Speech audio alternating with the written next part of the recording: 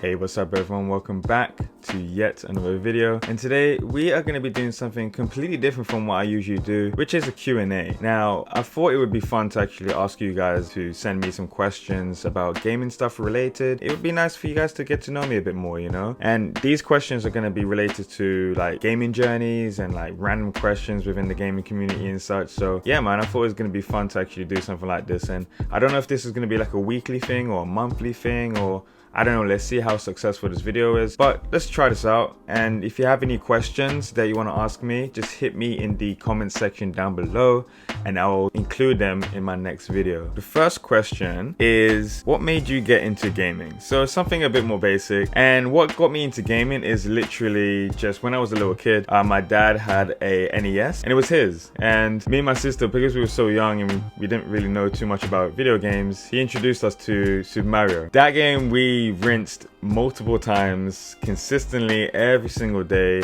and like we completed it so many different times, and we played side by side as well, so 2 players. And yeah, man, we just had a good time with that. We had some other games on there as well, like Days of Thunder. We had the Ninja Turtles games on there, and like those games we just really had a good time with, you know. And since then, you know, I was really into gaming and such, like both of us anyways. And then on my sister's birthday, my dad had got us a PlayStation 1, the original one, not the PS1, but the original PlayStation. And we had gotten Tekken 3 and Tomb Raider 1 on there as well. And like, man, Tekken we absolutely rinsed. We got all the unlockable characters, we got all the music, we got all the stages.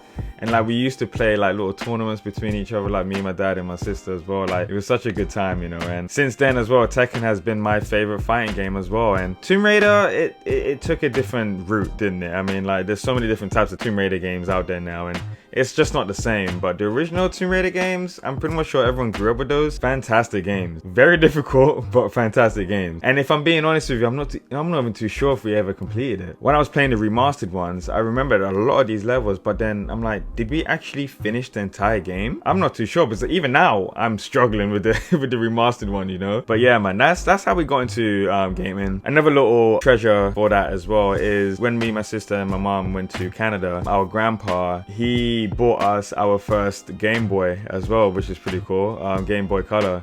And you know, I feel like with the Game Boy, it was such a personal device, you know. It wasn't anything that we shared, it was our own personal device. And my first game anyways was Pokemon Gold, and it was the X-Men Mutant Academy as well. Man, those games are so good.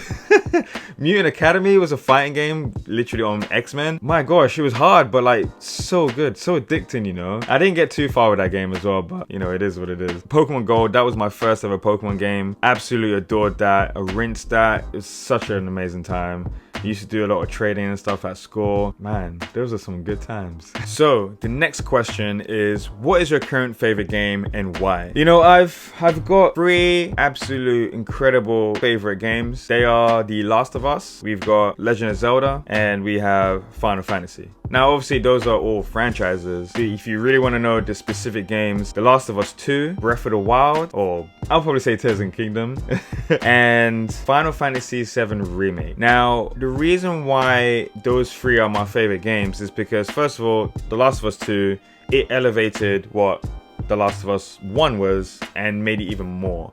And the storyline was just, for me anyways, was far better as well. Tears of the Kingdom, again, that just elevated from what Breath of the Wild was. Story was amazing. Gameplay is amazing as well.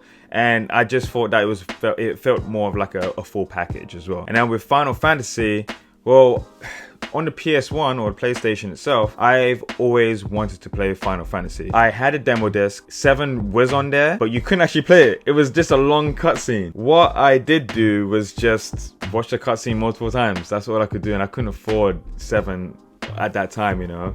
And for a very long time, that just became very faded over time, you know. I just didn't play at all. Being able to actually play 7 with current, you know, graphics and such, it's such a throwback, but also a relief, you know.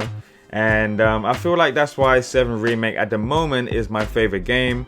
I've played it 3 times. I've got platinum on it. It's a big challenge, but it was such a great game. I definitely believe that 7 Remake is my favorite game at the moment. So the next question is, if you could only play indie games or AAA titles for the rest of your life, what would you choose? You know, I did think about this question quite hard, and I do believe why AAA games are what they are today is because of indie games. I feel like indie games are the ones that really explore more about games itself, and with AAA titles, I feel like there's a lot of inspiration by them, but also they do bring some originality, and they kind of bring tons of money into those games as well. So obviously they're going to feel like more of a bigger experience, bigger set pieces, graphics and so forth. You know, I would probably say indie games.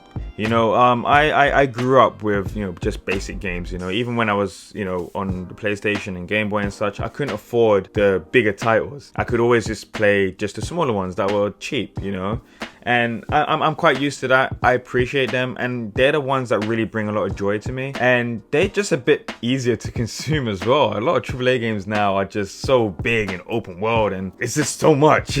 Like just a plain example, Final Fantasy VII Rebirth. I absolutely adore that game. It's fantastic. The storyline is amazing. Open world is great as well. It's just I feel like they didn't really handle the open world the way I was expecting it to be. It's just a lot of tons and thousands and millions of mini games and side missions, and just it had a lot of potential. Let's just say it had a lot of potential. I still really love it. I don't know if I prefer it over Remake, but that's my reasoning for why I would probably play indie games a bit more. Easier to consume, more variety, and it's just something that I grew up with. So yeah, indie games. So the next question is, if you could develop your own game from scratch, what would it be about? Would it be an RPG or would it be a FPS game? Those two are very specific and very different, I would say. But if there's only one game I could actually make from scratch, it would probably be a RPG, not gonna lie to you. It's just one of those games or genres where they are quite revolutionized. They came from such a small place and now they're so big now, you know? You can make all different types of RPGs as well. You can make turn-based, you can make action-based, you can make, you know, music-based. You can make so much different types of RPGs, you know? And I think some of the best games on the market at the moment are RPGs. It's not the most famous types of games, but RPGs are probably up there with like action-based games as well, you know. A lot of games now, they're kind of underlining RPGs as well. Like take a look at the new Assassin's Creed games, you know. At its core, it's an Assassin's Creed game, and it's an action-based game as well. If you look at the stuff that's behind that, it's an RPG. A lot of leveling up, a lot of equipment-based stuff, a lot of managing. There's a lot of things going on. And if you look at the open world as well, you level up, you gain new skills and so forth. That's all just RPG stuff. So if I could actually make a game from scratch, I've always gone through this whole phase of being able to make a life simulator sort of game, you know. It definitely would be an RPG because obviously you level up, you build muscle and all that kind of stuff, you know, you learn new skills. But like it would be so cool if it would be like The Sims, but a third person game, you know, where you can actually create a whole life for yourself and kind of be really immersed into it. Kind of like Ready Player One, but not so, you know, exaggerated. And you wouldn't be able to build anything like towns or anything, but the world is just there, and it's an ever evolving world as well, and it would be based on real locations as well. Maybe not the whole entirety of, you know, the UK, but if you wanted to travel from England to a different country, you're able to do that, you know. And I feel like it's something that they could make today because they have all this cloud-based stuff based in video games now as well, you know. It would be nice, you know. You got stuff like No Man's Sky, you got Starfield. That is all, you know, cloud-based. So it would be nice to actually have like a life simulator game that is, you know, pretty easy to pick up and play. You can, you know, fight crime, you do anything on the road and whatnot. Like it would be cool, you know. It's a lot to think about, but I definitely think someone could actually make that today. So that would be my game. So the next question is how, but also why? Better yet, when? How? Well, I'm filming this. I'm, making this happen. I really hope this video is successful. It would be great because I like to answer questions about this sort of stuff. It's also really, really cool. But also why? Well, to be honest, I just want my followers and my subscribers to kind of get a bit more about me.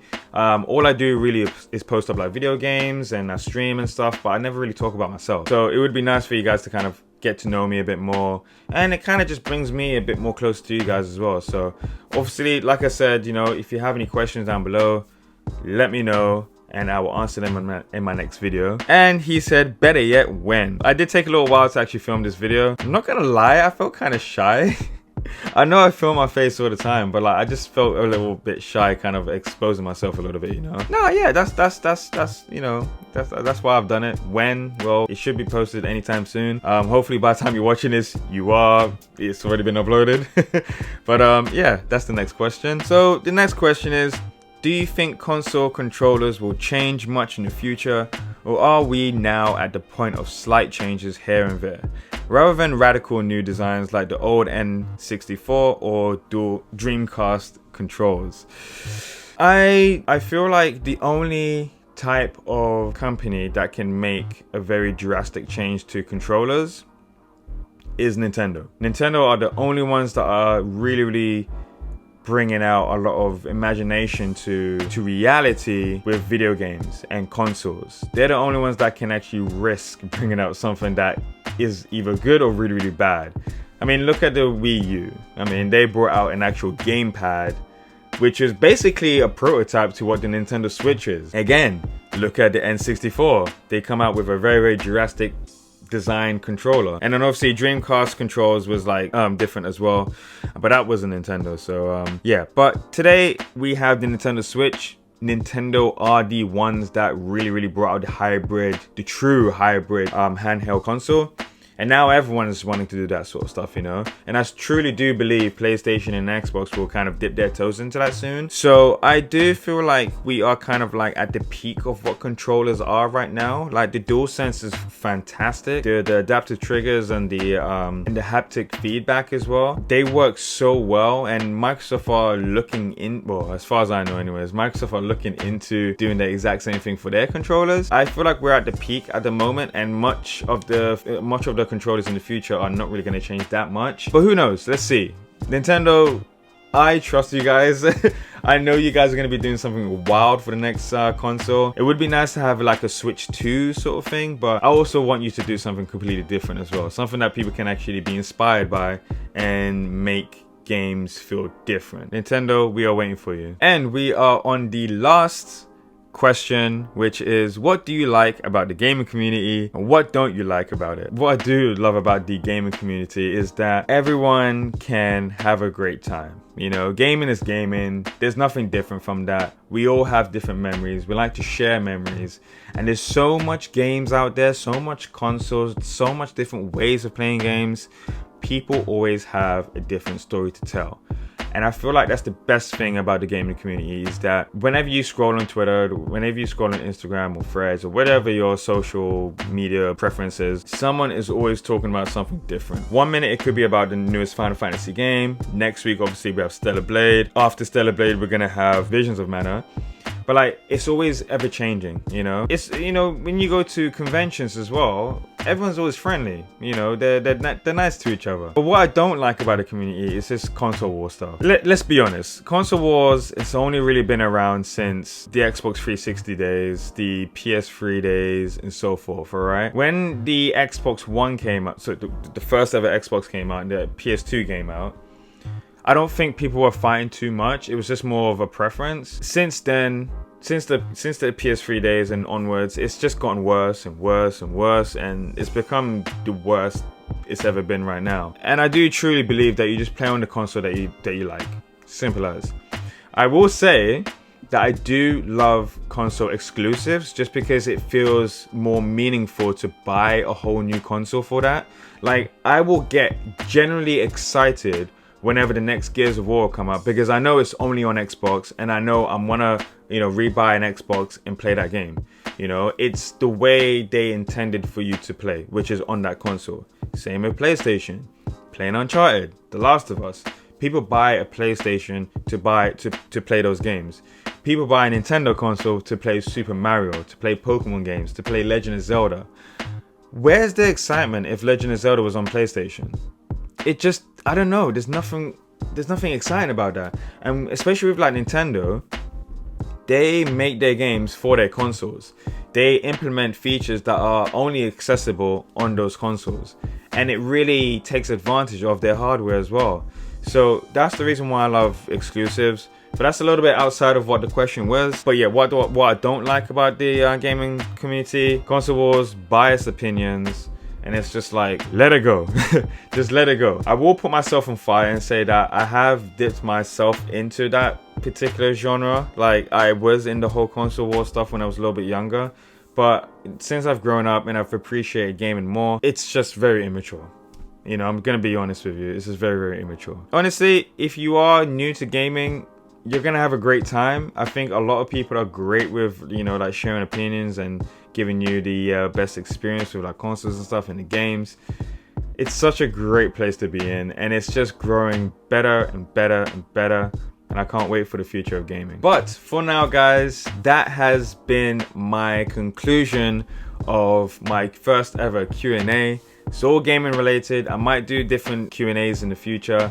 But if you did enjoy this video, I would highly, highly appreciate you guys if you would hit that like button, because that would tell me that I'm doing a good job and you enjoyed my Q&A. And if you have any more questions, any gaming related questions, please comment down below, let me know, and I'll include that in my next video if this video is a success. But thank you for watching. Don't forget to follow me on Twitch as well. I do stream quite a bit, and I also do, you know, like giveaways and stuff whenever I reach like a milestone. Yeah, man, I hope you guys enjoy my video. Take it easy and peace.